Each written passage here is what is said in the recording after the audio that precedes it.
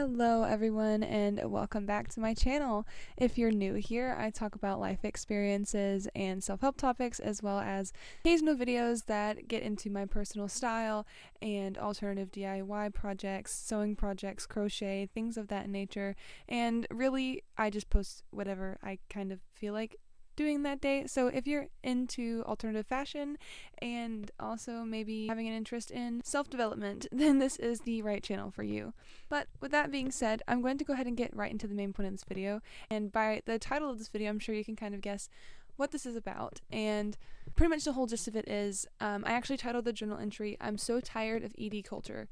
And I'm going to read this journal entry and then come back and discuss it once I'm finished with that. But I wrote this down on my iPad, so I'm going to go ahead and just read off everything that I wrote down, and then we can get into more detail. And it says, "I'm so tired of ED culture. I don't have much to say right off the bat, but I'm sure this is going to turn into a whole rant. I am currently typing the script like a madman on my keyboard, probably not capitalizing the I's and filling the page with spelling mistakes, but I am at the point where that doesn't matter. I can fix that later. What I cannot fix is the incessant posting of pro-Anna and ED accounts on TikTok.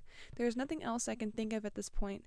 The constant blocking and unfollowing and scrubbing of my For You page is not enough to escape the ringing in my ears. I have left that life behind. I have changed my life for the better, and for the love of God, the way moving the weight at the gym feels is so much more euphoric than the feeling I got from starving myself or binge eating. But for some reason, this awful disorder keeps finding a key into the side door of my brain. Surprise! Heroin chic is trending again, I guess. Also, people's mental health is still in the gutter from the last few years. I guess that means I am destined to be pelted with the constant barrage of posts and somber emotional music made by mostly teenagers or early 20-somethings, showcasing their meals that would do little more for me than piss me off. It makes me angry. I suppose it's the curse of social media, something I have talked about in both good and bad ways. But this is the first time I've finally bubbled over the edge. I was doing research about a video and scrolled down a bit too far and ended up somewhere in the depths of a pro-Anna account. Before I even knew it, I was considering going back down that path. How easy it was to stumble upon this no longer secretive lifestyle is astonishing. Even more upsetting is how many arguments I have gotten into with strangers about how I don't believe children should have access to social media. As much as they may find a community they can feel welcome in, they can also come across things such as this. It also reminds me of a video I've been scripting, where a point in that video is how I don't want to post my body in a lewd or suggestive way. A point I have yet to touch on in that video is other than the fact that I feel for my religious and moral views that showing my body despite others' views, and of course their rights to do so, is showing more and more skin would inevitably lead me to hyper-focus on the way I look over time and send me right back down the way I came. So I quit writing after that. I don't remember why. I think I just had other things that I needed to do and could no longer journal. But there's a couple things I'd like to go a little bit more in detail with.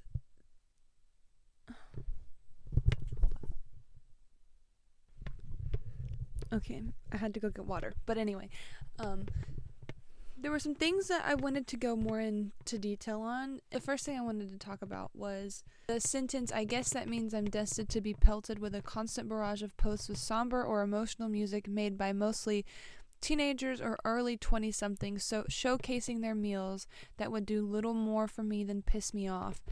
What I was trying to get across, and I think I wanted to touch on later on, but I didn't get to that point, was specifically like the teenagers aspect of it. And it's the romanticization of eating disorders that I feel like is more common with people my age and younger. So like 23 and younger, but I feel like when you start getting a little higher up, maybe it goes away. And I know that like obviously people who are older can still be involved in like these ED communities where it's like aestheticized and things like that, but I think there's like a huge problem with teenagers aestheticizing or romanticizing eating disorders, and that is soul crushing because even from like 2014 and up, like I remember the 2014 like Tumblr crap that was going on. But I remember, like, even then, yes, it was romanticized, but like I said, it's more common with, like, teenagers and things like that. And I just hate to see people like me I don't really mention this very often, but I really liked the romanticization of mental illness whenever I was younger. And I'm not saying like it's fun and quirky to have a mental illness. No, I'm saying whenever I was struggling with depression or any of the eating disorders that I dealt with, there was something very comforting that you could take and romanticize. But the internet tends to find a way to take these things that are really depressing and make them almost like aesthetic, right? Like if you're depressed and you take a picture of yourself on a long dark rainy night walk with a cigarette in your hand, and you have like the Tumblr cigarette post and things like that, like that's what I mean. And I would hate for people to come across those things, especially young impressionable teenagers, to look at that and look at it as something to aspire to be skinny and to be proud of being skinny and flaunt it and like put all of your worth into that and make aesthetic pictures of like 3 grapes on a plate, because I don't know. I mean, it's a weird subject to get into, but I do think it's more common with younger people, and that's why I mentioned the teenagers and early 20-somethings, because I feel like it's more prevalent with that age range. The posting of like lewd or provocative photos of myself part is something else I wanted to touch on, and that stems more from my core being religious, and I am in no way a religious YouTube channel. I'm not a political YouTube channel. I don't want to get into these deep, detailed semantics about religious or political beliefs. I don't want to share intimate parts of my body, right? Like I'm into like the alternative scene, and in my next video that should be posted very soon after this one, I'll kind of touch on what it's like being in certain subcultures and how you feel a little bit of peer pressure to do the same things as other people in that subculture, and how they post, and knowing that if you do this, this, and this, you may gain popularity faster, and that it is kind of a struggle. Not wanting to post those things, but that's not my point. My main point is, regardless of my religious beliefs, I worry that if I were to post photos of myself that were in a way other than like my gym posts and things like that, I don't want to post more than that, because I feel like over time I may start overanalyzing what I look like and my figure and start to go backwards, and I don't want that to happen. So I think there's multiple reasons for me not to want to post that way. Number one being religious beliefs, but as well as I worry that maybe it would be a negative impact on my mental health, and it would affect my relationship with myself. And I don't know. I will go more into detail in my next video when I'm talking about my 6 months without social media. I can't remember if I mentioned that in the beginning of the video or not, but I have another video that's updating on my 6 months without social media. That'll be coming up relatively soon, but it'll go more into detail about what I feel like about the whole body image thing and posting certain things online, stuff like that. But I just wanted to kind of explain that a little bit more, because I felt like it was kind of vague, but I don't know. I guess another thing I wanted to mention was the sentence, "I have changed my life for the better, and for the love of God, the way moving the weight at the gym feels is so much more euphoric than the feeling I got from starving myself or binge eating." So, that's really important to me, because I started going to the gym about 2 years ago, and I found a lot of joy in that. It was almost overnight, which is very rare, but it was almost overnight that my relationship with food and my body changed. And it was the night before, or the first day we went, me and my husband went to the gym together. But over time, and when I start to struggle and then I go to the gym on a day I wasn't feeling very well, and I am lifting heavy, or I'm hitting a new PR, or doing something different, it releases a lot of really happy brain chemical releases, when you push yourself really, really hard to the point of failure, and then once you're starting to recover a little bit, you just feel really good. And I think that for me, going to the gym and lifting really, really heavy is much more euphoric and makes me feel better and makes me feel better about myself. And weirdly though, even with myself knowing that, it still makes it difficult to not go backwards. I'm not sure why. I think it's just because the way a mental health disorder works, and maybe something that you had for so long kind of puts you in a position where you feel like you need to be that way, and so your brain is constantly fighting against you and what you want. I'm not sure, but I will say for me, going to the gym, the feeling of working out and lifting heavy and doing those things feels better to me, and the endorphins and feel-good chemicals that my body produces is much better than the joy and the satisfaction, everything I got from binge eating or restricting, the thought process that comes with that and the reward systems that come from that. Going to the gym is much better than doing the bad things I ever did, which is so weird that your brain is still wanting you to go backwards, but that's just something that I wanted to kind of explain a little bit more. And I guess my last point is the arguments I've gotten into with people and letting kids have access to social media. And I think that it's a tricky subject because it's very difficult, especially if you or anything like me. My parents tried to keep me away from social media, but I unfortunately was a very defiant child, and I had already gained access to it. I saw it was out there, and so I craved access to that media.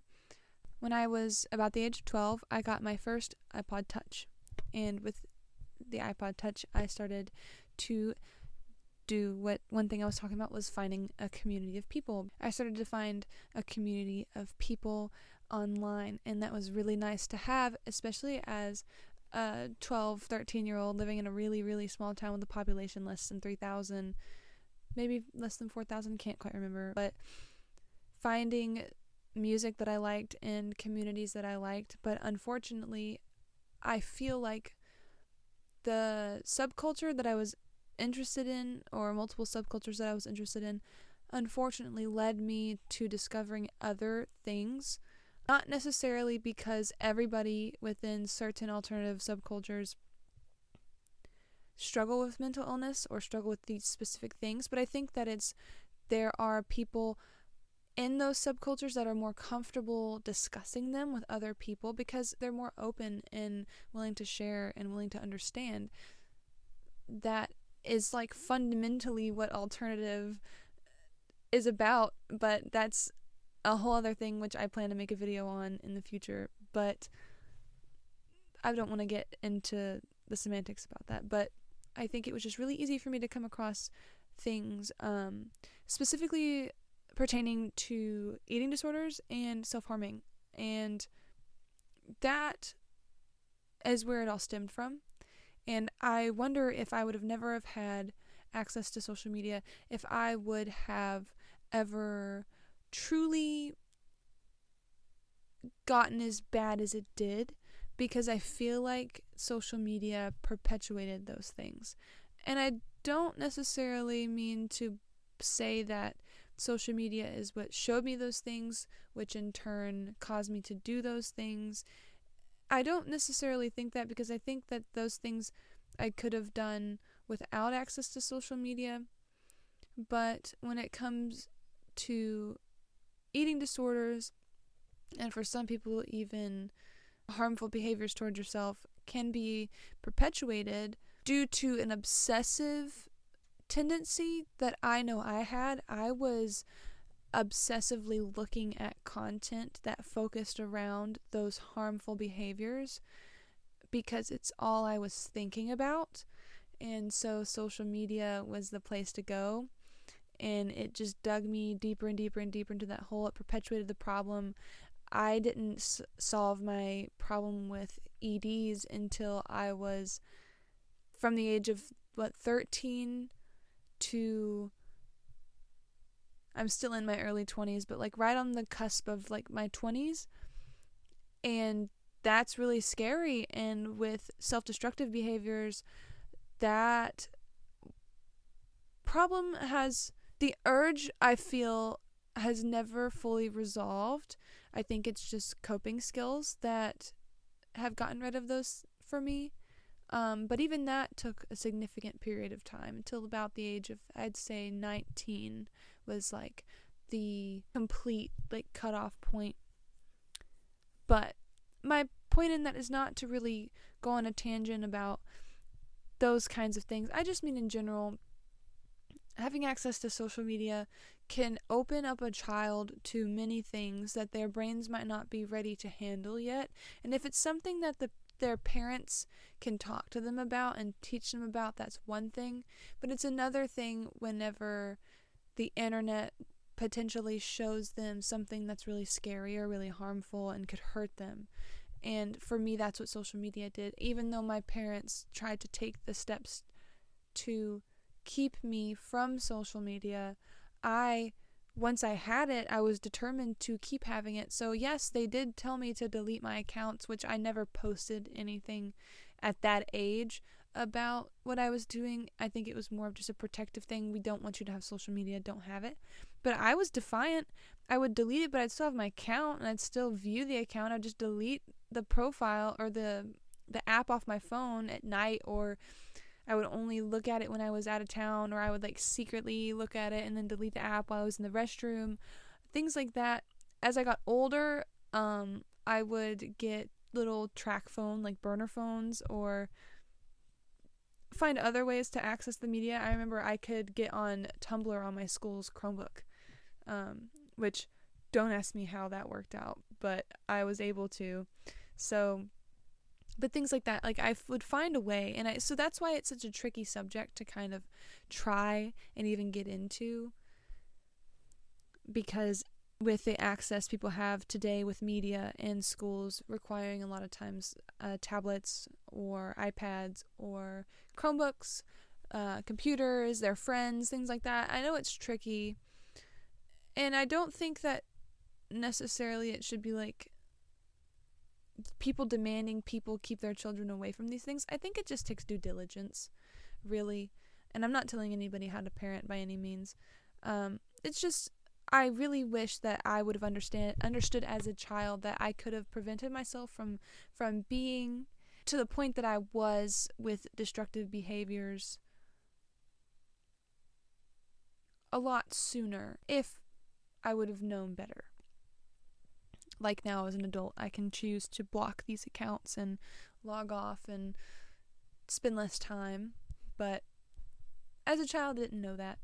But really, to just wrap the video up, is that I was getting very frustrated with seeing a resurgence in ED content just in the open, and how it used to be something that was very secretive and almost like a, I don't want to say like cult, but it like clique behavior, right? Like you had your online clique, your online community, where it was kind of secretive and you didn't openly share as much as you do, and it was a lot harder to come across it organically.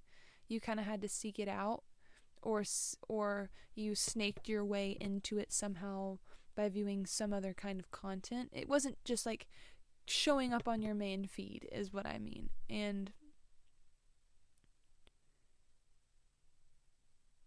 it was just getting a little overwhelming, but I think that talking about it has helped. And I guess I don't really have much else to say about it.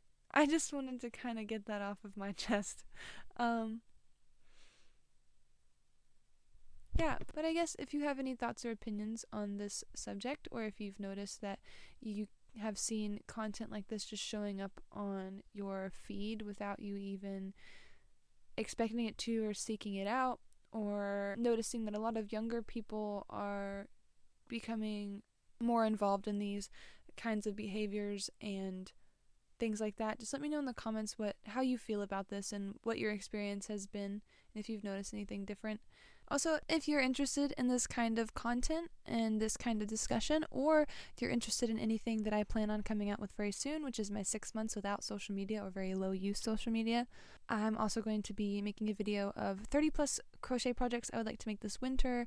I have a video coming out of I spent the equivalent of a 55-hour work week on alternative clothes that I'm trying to kind of get wrapped up and finished to make a video on some alternative clothes that you could make for relatively cheap. Pretty much, if you're interested in content like that, go ahead and hit that subscribe button and keep an eye out. I try to post at least once a week, so if you would like to come and hang out with me more often, I would love to have you. But anyways, that's all I have for today. I know this video was a little bit more down in the dumps, but I feel like it was a good conversation that needed to be had. So anyways, I'm going to get out of here, and I will see you guys next week.